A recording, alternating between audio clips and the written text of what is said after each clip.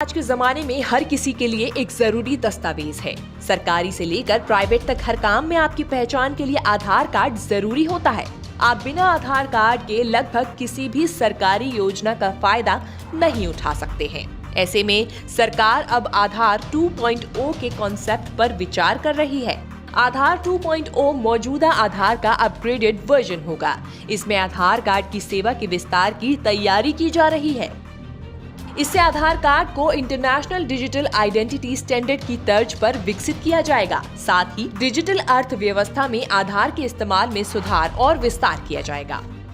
इसके लिए सरकार के वरिष्ठ अधिकारी और देश दुनिया के एक्सपर्ट्स 3 दिनों तक इस बात पर चर्चा करेंगे कि आखिर किस तरह डिजिटल इकोनॉमी के लिए आधार कार्ड को बेहतर इस्तेमाल किया जा सकता है।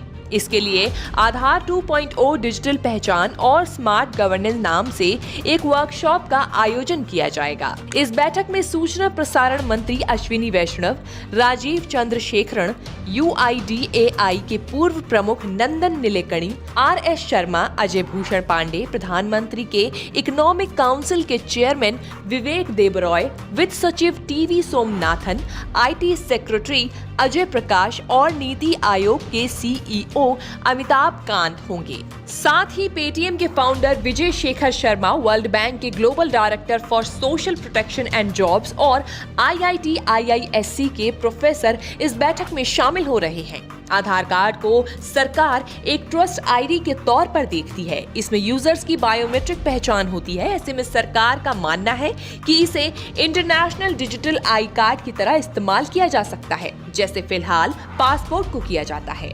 इस वर्कशॉप में आधार के तहत डिजिटल समाधान के लिए एक मंच और साधन कैसे दिया जाए और डिजिटल ID की समझ को डेवलप करने और सोशल इंक्लूजन पर विशेष ध्यान देने पर भी चर्चा होगी। साथ ही आधार एनरोलमेंट और अपडेशन इकोसिस्टम को और ज्यादा स्मूथ और यूजर फ्रेंडली बनाने पर भी विचार होगा। हालांकि इन बातों पर चर्चा के दौरान डेटा सिक्योरिटी और प्राइवेसी सबसे महत्वपूर्ण पहलू होंगे।